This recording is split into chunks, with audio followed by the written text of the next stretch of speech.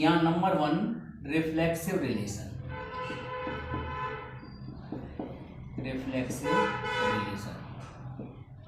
Reflexive relation को हिंदी में बोलते हैं अपन स्वतुल्य संबंध। ठीक है पूछबेन। तो रिफ्लेक्सिव रिलेशन होता क्या है उसको मतलब समझ लो पहले, तो उसके बाद सॉल्यूशन बनाएंगे। रिफ्लेक्सिव का मतलब होता है जो रिलेशन खुद के लिए लागू होता हो, खुद के लिए। इसका मतलब सुनो ध्यान से। जैसे मैं कहूँ कि पुत्र का रिलेशन रिफ्लेक्सिव होगा क्या, तो ध्यान से सुनना। अगर मैं ये कहूँ राम पुत्र हैं दशरथ जी के, ठीक है, तो राम के पुत्र हैं क्या? राम और राम में मतलब दोनों तरफ समान संख्या ले ले तो वो संबंध लागू नहीं होगा पुत्र वाला, या नहीं होगा ना? हाँ, दोस्त का हो जाएगा। राम दोस्त हैं राम के, यस, राम दोस्त हैं राम के, भाई खुद का भी दोस्त होता है। या मैथमेटिकल रिलेशन में आ जाएं पैरेलल लाइंस का, L1 is parallel to L1, तो जो रिफ्लेक्सिव रिलेशन में जो एलिमेंट्स लिया जाएगा वो क्या लिया जाएगा? सेल्फ, खुद का रिलेशन, खुद का संबंध खुद से। कैसे? अब देखो कैसे लिखेंगे इसे मैथमेटिकल। यहाँ लिखेंगे if A related to A for all A belongs to set A। इसका मीनिंग निकलता है A related to A, जिस साइन है for all, काय का sign? for all A belongs to A। इसका मीनिंग अब सादा भाषा में समझ लो, A का संबंध A से हो, सभी वे नंबर जो सेट ए में आती हो। आ गया समझ में? मतलब यहाँ जो भी मेंबर होगा सेट ए में उसके लिए ये रिलेशन लागू होना चाहिए। अब इसको अपन ऐसे भी कह सकते हैं, या ए कोमा ए, ठीक है, वाला पेयर, ए कोमा ए वाला पेयर, इसको क्या बोलते हैं? पेयर बोलते हैं इसको, ठीक है। तो पेयर किस में होना चाहिए? रिलेशन में। फॉर ऑल माने जितने भी मेंबर्स ए वाले, जितने भी मेंबर्स सेट ए के हैं उसके लिए ये रिलेशन लागू होना चाहिए। जैसे फॉर है, अब अपन ये दो स्टेप, ये वाली और ये वाली हर सवाल में लिखनी है। इसका मतलब क्या होगा? ए कॉमा ए, मतलब बराबर का संबंध बराबर से होना चाहिए। अब देखो यहाँ पर जी मैथमेटिकल रिलेशन क्या दिया है? ए इक्वल टू बी दिया है क्या नहीं? तो यहाँ ए इक्वल टू क्या लेंगे? ए, तो सही बात है, ए बराबर ए होता है क्या नहीं होता है ना? और ए इक्वल टू ए, और अगर एक एग्जांपल लेना है तो ध्यान से सुनना।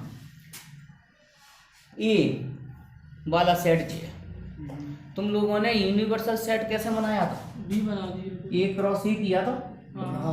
यू, तो ए क्रॉस ए में कौन से मेंबर आएंगे? 0 का संबंध 0 से, 0 का संबंध 1 से, 0 का संबंध 2 से, डॉट डॉट डॉट, 0 का संबंध कितने? 12 से। तो ऐसे डॉट डॉट डॉट, पता है 144 ऑर्डर्ड पेयर्स बनेंगे। तो उन ऑर्डर्ड पेयर्स में अपन को इस रिलेशन में केवल कितने ऑर्डर्ड पेयर्स लेना है? रिलेशन में बराबर वाले, 0 0 बराबर भाई, ये बराबर का रिलेशन है। 1 इक्वल टू 1, 2 इक्वल टू 2, है ना? और लास्ट में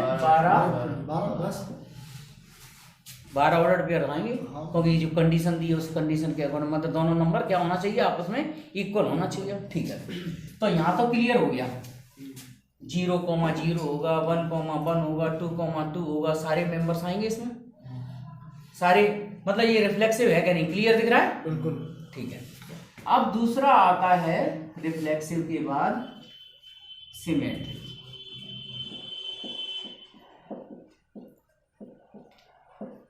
सिमेट्रिक रिलेशन, सममित संबंध। हाँ ची क्या होता है वो समझ लो। यहाँ लिखेंगे यदि ए रिलेटेड हो बी से तो बी रिलेटेड होना चाहिए ए से। For all A B belongs to set A. या अपन इसको ऐसे भी लिख सकते हैं कि ए कॉमा बी वाला बी वाला ऑर्डर्ड पेयर अगर रिलेशन में है, ए कॉमा बी वाला ऑर्डर्ड पेयर रिलेशन में है तो बी कॉमा ए वाला भी ऑर्डर्ड पेयर रिलेशन में होना चाहिए। इसका मीनिंग जो हुआ कि हमारा वैसे तो रिलेशन में जो है वो तो बराबर बराबर है वाले एलिमेंट है, 1 1 है तो इसका उल्टा क्या होगा 1 1 ही होगा। 2 2 है तो 2 2 का उल्टा भी होगा 2 2 है कि नहीं। इस नियम का पालन कर रहा है सिमेट्रिक का। भाई इसमें जी लिखा है कि इसमें से कोई एक ऑर्डर्ड पेयर ले लो तो उसका उल्टा भी उस ऑर्डर पे उस रिलेशन में होना चाहिए। तो है कोई सा भी ले लो, चलो 1 1 अगर रिलेशन में है तो इसका उल्टा 1 1 ही रिलेशन में होगा है। या अगर ऐसे नहीं समझा सको तो ऐसे समझा दो ए कॉमा बी रिलेशन में है तो यहाँ क्या है ए कॉमा बी रिलेशन में है, इसका मतलब दोनों क्या होना चाहिए ए इक्वल टू बी। अब इसका उल्टा कर दें बी इक्वल टू ए तो इसका मतलब B comma A B relation में होगा। भाई ए इक्वल टू बी लिखे चाहे बी इक्वल टू ए लिखे बात तो एक ही है। तो ये रिलेशन सिमेट्रिक होगा, दोनों एक दूसरे के सममित होगा। सममित माने ए बराबर बी लिखे चाहे बी बराबर ए लिखे बात एक ही है। ओके अब आता है तीसरा transitive relation.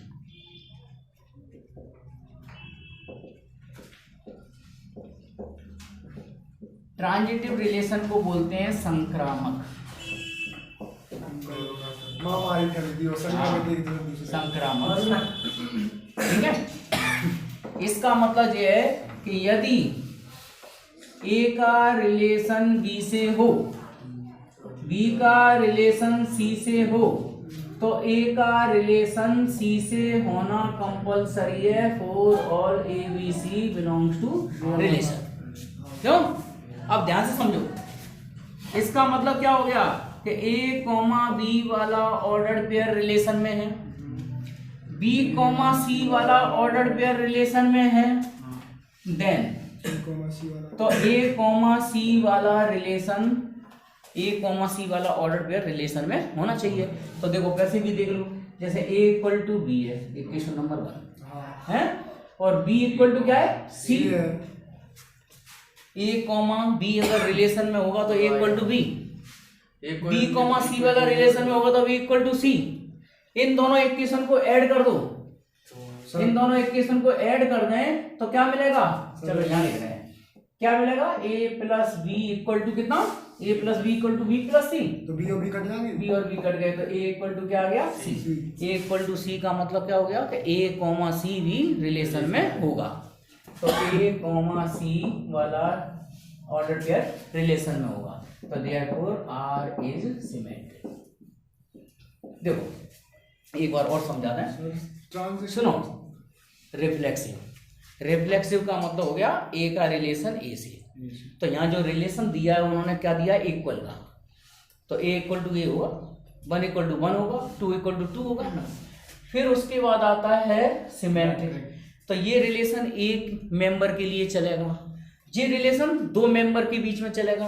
A equal to B है तो बी इक्वल टू ए होगा। तो ये हो गया मतलब उल्टा सीधा एक समान, ए इक्वल टू बी तो बी इक्वल टू ए। तो इस रिलेशन को बोलते हैं मतलब सममित या सिमेट्रिक रिलेशन। और ट्रांजिटिव होता है 3 चीजों के साथ, ए बी के बराबर है, बी सी के बराबर है, तो सीधा सीधा ए और सी बराबर होंगे। ये बताया यहाँ ए बी के बराबर है, बी सी के बराबर है, तो सॉल्व करके अपने निकाला ए सी के बराबर आ गया। क्यों? वैसे भी अगर लगा भाई ए बी के बराबर है, बी सी के बराबर है, तो ए और सी बराबर होंगे कि नहीं होंगे, तो इसका मतलब आर क्या हो गया ट्रांजिटिव।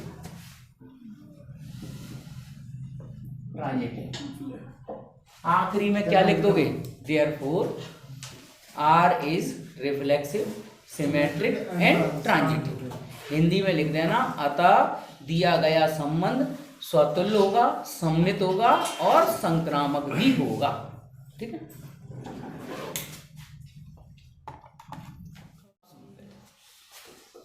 क्वेश्चन नंबर 2 में भी तुमने देखा कि हर सवाल में एक सेट और एक रिलेशन। तो जिस सेट क्यों दिया जाता है, क्योंकि जो ये रिलेशन है वो केवल तुम्हें 1 2 3 4 5 6 के लिए ही बताना है बस। ठीक है। अच्छा, ज्यादा दिक्कत पड़ा करे ना तो इसको कौन सी फॉर्म बोलते हैं? सेट बिल्डर, समुच्चय निर्माण विधि, है ना। तुम्हें बतानी है, लिखनी है सारणीबद्ध। सारणीबद्ध का मतलब टेबुलर फॉर्म। टेबुलर फॉर्म में इसको ऐसे लिख दो, जैसे ए का मान क्या रखें? 1 तो ए का मान 1 रखा तो बी का मान 2 आ जाएगा। ए का मान 2 रखें तो बी का मान 3। क्यों? बिल्कुल सर। 4 क्यों? ए का मान 3 रखें तो 4 रखें तो 5 रखें तो 6 और 6 रखें तो नहीं। क्योंकि अगर ए का मान 6 रखते हैं तो बी का मान 7 आ रहा है, तो ए और बी दोनों होने चाहिए इसमें से। तो एंड हो गया। तो कितने ऑर्डर पेयर मिले? केवल 1 2 3 4 5 ऑर्डर पेयर्स मिले अपने पास। ठीक है। चलो, अब उसके बाद आता है रिलेशन, रिफ्लेक्सिव रिलेशन। अब हिंदी नहीं लिखे कुछ भी पता है इसकी हिंदी?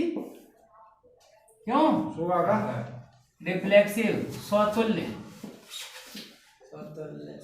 तो तुम लोगों को मैंने बताया ये पहली स्टेप, यदि ए, हाँ ये लिखनी है क्या? If A related to A, for all A belongs to relation, मतलब A belongs to set A, है ना।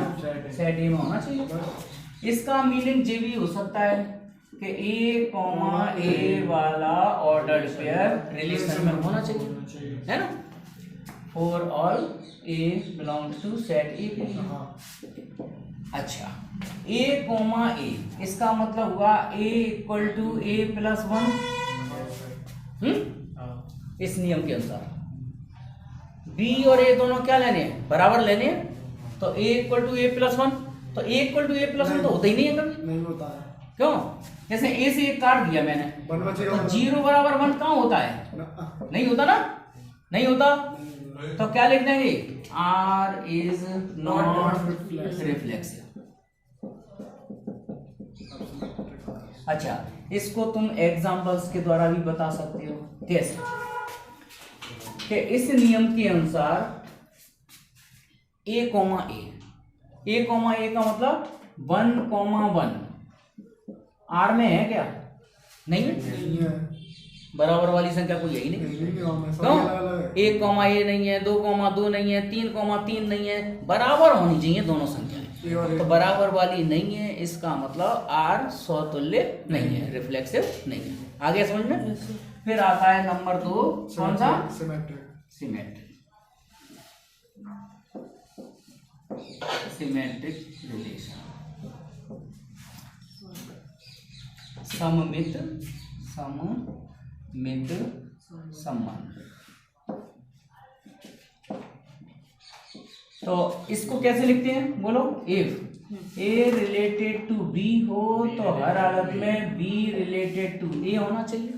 For all A B belongs to set A. Real number नहीं चलेगा, अपनी तरफ से नहीं चलेगा। ठीक है। चलो, हाँ, इसको अपने ऐसे भी कह सकते हैं कि ए बी वाला अगर ऑर्डर पेयर रिलेशन में है तो इसका उल्टा भी रिलेशन में होना कंपलसरी है, होना चाहिए। अब यहाँ पे अपन देखते हैं क्या ए बी का मतलब हो गया बी इक्वल टू कितना? A plus 1, equation number 1। और इसका मतलब क्या हो गया? बी इक्वल टू मतलब A equal to B plus 1। ठीक है। इनको ऐड कर दो, करो। तो A plus B equal to A plus B plus 2। A plus A से कट गया, बी से बी कट गया, 0 इक्वल टू 2। तो 0 इक्वल टू 2 होता नहीं है। क्यों? 0 इक्वल टू 2 हो नहीं सकता। तो 0 इक्वल टू 2 नहीं हो सकता है, इसका मतलब क्या बोल देंगे? R is not symmetric. अच्छा सुनो, ऐसे भी बता सकते हो, जैसे उदाहरण लेके एग्जाम्पल लेके 1 और 2 आकाश ध्यान से देखो 1 और 2 रिलेशन में है तो इसका 2 और 1 है क्या रिलेशन में? नहीं है। तो 2 और 1 रिलेशन में नहीं है तो भी चाहे ऐसे बता दो जो बताना ज्यादा सही है और एग्जाम्पल लेके भी बता सकती हो। बस एग्जांपल बिल्कुल समझ आ रहा है। हाँ, अब 1 मिनट जब मैं तुमने देखा हर सवाल में सेट दिया रहा है रिलेशन दिया जा रहा है और अगर रिलेशन से तुम इसको अगर टेबुलर फॉर्म में फॉर्मेट कर लो तो ठीक है सेट बिल्डर फॉर्म से ठीक है। उसके बाद मैंने देखा रिफ्लेक्सिव रिलेशन सिर्फ एक मेंबर का खुद से रिलेशन। सिमेट्रिक में क्या बनाते हैं कि ए का बी से रिलेशन हो तो उसका मतलब उल्टा सीधा एक समान होना चाहिए, ए का बी से तो बी का ए से रिलेशन होना चाहिए ठीक है। और हर सवाल में तुम्हें ये 2 स्टेप तो लिखनी है, ये लिखना है फिर ये लिखना है। ये वाला रिलेशन कहां से बनेगा? जो सवाल की कंडीशन, सवाल बदलेगा कंडीशन बदलेगी ठीक है। ऐसे ही तुम्हें सिमेट्रिक के लिए ये वाली स्टेप लिखनी है और ये 2 स्टेप तो लिखनी है। ये वाली कंडीशन कहां से बनेगी? सवाल में जो दी होगी ठीक है। ऐसे ही चलता जाएगा। अब तीसरा रिलेशन अपन को बताना है ट्रांजिटिव रिलेशन ठीक है।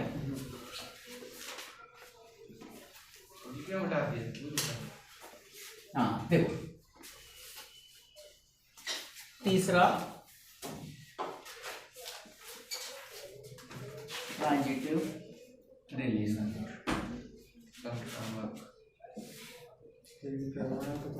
संक्रामक संबंध। हाँ संक्रामक सुनो ट्रांजिटिव रिलेशन के लिए 2 स्टेप कंपलसरी कौन सी हैं? ये लिखना है if A related to B है and B related to C, A का संबंध बी से, बी का संबंध सी से, तो ए का संबंध हर हालत में सी से होना चाहिए और all A B C belongs to set A ठीक है। अगर या अपन इसको ऐसे भी लिख सकते हैं ऑर्डर पेयर में कि ए बी वाला ऑर्डर पेयर रिलेशन में है और बी और सी वाला भी ऑर्डर पेयर रिलेशन में है तो देन ए कॉमा सी वाला ऑर्डर पेयर रिलेशन में होना कंपलसरी है जो सही है ना।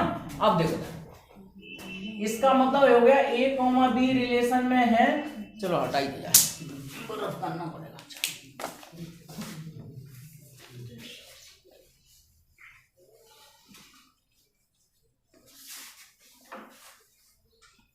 हाँ देखो कैसे तुम्हें पता है कि ए कॉमा बी रिलेशन में है लेके चल रहे हैं हम तो इसका मतलब बी इक्वल टू क्या हो गया ए प्लस 1 इक्वेशन नंबर 1। भाई इसके लिए इक्वेशन अलग चलेंगी नंबर 1 वो जो तुम्हें सिमेट्रिक किया था उसमें भी इक्वेशन 1 और 2 थे वो रिलेशन अपन अलग समझाया। अब बता रहे हैं ट्रांजिटिव रिलेशन के लिए एंड बी कॉमा सी होगा तो सी इक्वल टू कितना बी प्लस 1 क्यों ठीक है क्या? अब इन दोनों को फिर ऐड कर दूं एडिंग तो b plus C equal to A plus B plus 2 b से b कैंसिल हो गया c equal to A plus 2 आ गया। अगर c equal to A plus 1 आ जाता तो हम कह देते कि जो रिलेशन दिया उसकी कंडीशन को सेटिस्फाई कर रहा है। इसका मतलब अपन ये कह सकते हैं कि c कॉमा ए या क्या कह सकते हैं A comma C not belongs to relation क्योंकि रिलेशन में अगर ये होता तो b equal to A plus 1 होता मतलब c equal to A plus 1 होता तो उस कंडीशन को सेटिस्फाई कर रहा होता है ना। या उदाहरण के तौर पे देख लो क्यों इधर देखो 1 का रिलेशन किससे है 2 इक्वल टू बी प्लस 1 मतलब b equal to A plus 1 सही चल रहा है। 2 का एंड 2 का रिलेशन किससे है 3 से मतलब कहने का था देखो 1,2 वाला ऑर्डर पेयर रिलेशन में है 2,3 वाला भी ऑर्डर पेयर रिलेशन में है तो अब ये 2 और 2 हटा दो 1,3 वाला तो 1,3 वाला रिलेशन मतलब 1,3 वाला ऑर्डर पेयर रिलेशन में नहीं है ना क्लियर वो ध्यान है क्या वो बनाए थे अपन ऑर्डर पेयर तो 1,3 वाला ऑर्डर पेयर रिलेशन में नहीं है तो आखिरी में क्या लिख देंगे hence it is not हाँ लिखेंगे hence R is neither neither reflexive nor symmetric nor transitive. हाँ, हिंदी वाले क्या लिख देंगे? अतः दिया गया संबंध ना स्वतुल्य है, ना तो स्वतुल्य है, ना सम्मित है और ना ही संक्रामक है। ठीक है। क्वेश्चन नंबर 3 में सेट ए मान लिया है मैंने, तो सेट ए क्या दिया है? Real number. कुलवेंद्र, वास्तविक संख्याओं का समुच्चय।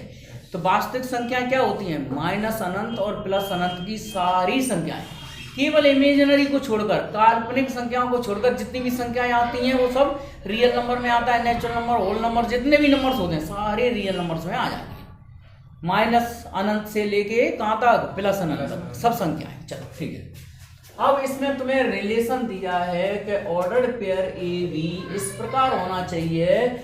ये सच दैट का निशान मतलब क्या होता है? सच दैट माने इस प्रकार। ठीक है, कि ए छोटा या बराबर होना चाहिए बी से। इस तरह के ऑर्डर्ड पेयर्स लेंगे। अब मान लो मैं इसमें इसके कुछ ऑर्डर्ड पेयर्स बनाऊं। ठीक है, तो ए बी से दूसरे नंबर से छोटा या बराबर, तो देखो तो 0 0 चल जाएगा क्या नहीं? -1 चल जाएगा, -1/2 -1/2 चल जाएगा, है ना? और 1 और 2 चल जाएगा, -1 और 2 चल जाएगा। मतलब पहला नंबर दूसरे नंबर से छोटा या बराबर। तो ऐसे तो ये इनफाइनाइट ऑर्डर पेयर बनेंगे, अनंत युग्म बनाए जा सकते हैं। कोई डॉट लगा दिया जाएगा। ठीक है। अब आता है नंबर 1 क्या? रिफ्लेक्सिव। तो रिफ्लेक्सिव रिलेशन, हाँ, इसका मतलब ये हो गया कि ए बिलोंग्स टू रिलेशन। तो या वो स्टेप लिखना हो तो लिख दो ए रिलेटेड टू ए, है फॉर ऑल, उसको लिख दो, चाहे दोनों को लिख दो, एक ही बात है। ए बिलोंग्स टू क्या? सेट ए, है ना? रियल नंबर के सेट को मैंने ए नाम दे दिया है जिससे कंफ्यूजन ना हो कैपिटल आर में और इस रियल नंबर के सेट में। ठीक है, तो तुम लोग देख रहे हो कि रिलेशन क्या दिया है यहाँ पर? A belongs to relation. इसका सेंस निकला कि A is less than equal to A. इसका मीनिंग ये है कि ए के बराबर हो या छोटा हो, दोनों में से एक शर्त का पालन तो होना चाहिए। तो इसमें इस शर्त का पालन होगा। ए से छोटा होगा या बराबर होगा। ठीक है,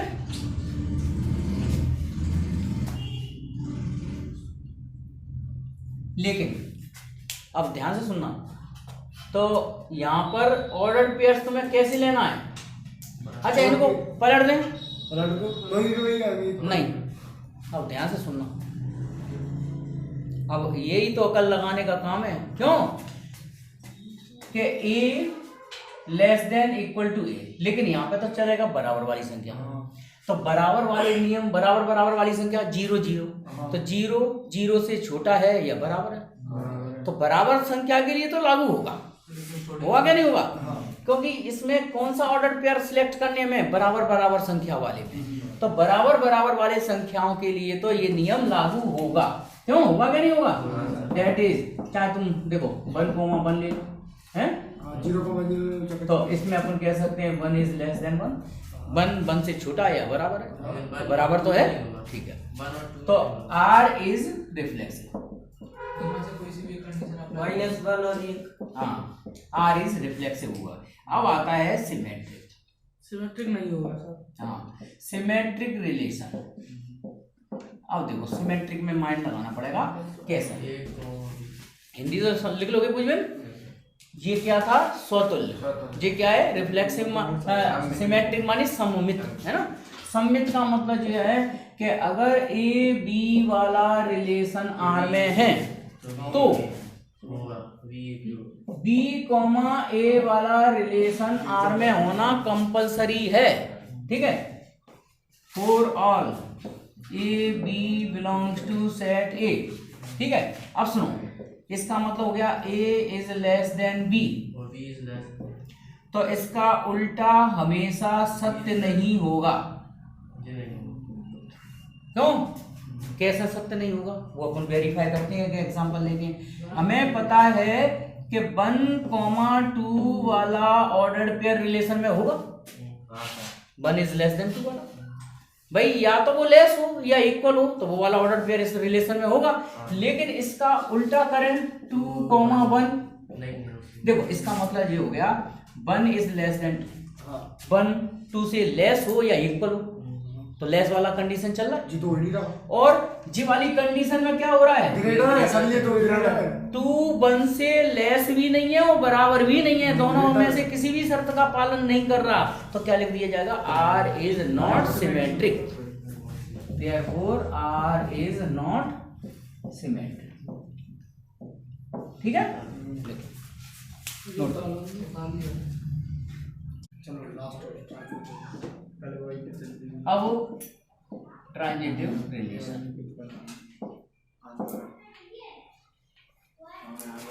हाँ, इफ ए बी रिलेशन में हो, हाँ, है ना, BC और बी सी भी रिलेशन में हो, तो A, C होगा तो compulsory. Then A, C relation में होगा। तो देखो ट्रांजिटिव रिलेशन बिल्कुल क्लियर समझ में आ रहा है, क्योंकि जो कंडीशन दी है A is less than B, तो ये भाई भाइयों के लिए चल लो, मान लो A B का छोटा भाई है या बराबर है, बराबर का हो सकता है, जुड़वा हो तो बराबर कह सकते हैं, या छोटा है ना, फिर B छोटा है या बराबर है C से, तो हर हालत में A C से छोटा होगा, क्लियर है ना, छोटा या बराबर होगा, ठीक है। चलो तो बस इसी को ऐसे ही लिखना है, कैसे लिखना है कि A is less than B, है ना, and B is less than equal to C, तो क्लियर दिख रहा है कि A is less than equal to C, है ना। या एक एग्जांपल ले लो इसमें से, जैसे हमने एग्जांपल दिया 1,2 बिलोंग्स टू रिलेशन, क्यों 1 इज लेस देन 2 या इक्वल ले लो, एक ही बात, इक्वल वाला तो 1,2 belongs to relation and 2,3 belongs to relation, तो इसका मतलब 1,3 वाला मेंबर, जैसे पहले वाले में नहीं कर रहा था, वो यहाँ कर रहा है, 1 और 3 रिलेशन में होगा कि नहीं होगा, माने 1 इज लेस देन 3, मतलब ये कंडीशन सेटिस्फाई हो जाना चाहिए, हाँ 1 is less than equal to 3, भाई इसमें ऑर्डर पेयर तो अनंत आएंगे, कहाँ तक लिखेंगे, लेकिन हमको ये कंडीशन सेटिस्फाई करके देखना है। अब आखिरी में क्या लिखेंगे, हेंस आर इज, क्या लिखेंगे, R is reflexive, not symmetric, एक minute, R is reflexive and transitive, हाँ not symmetric, but not symmetric,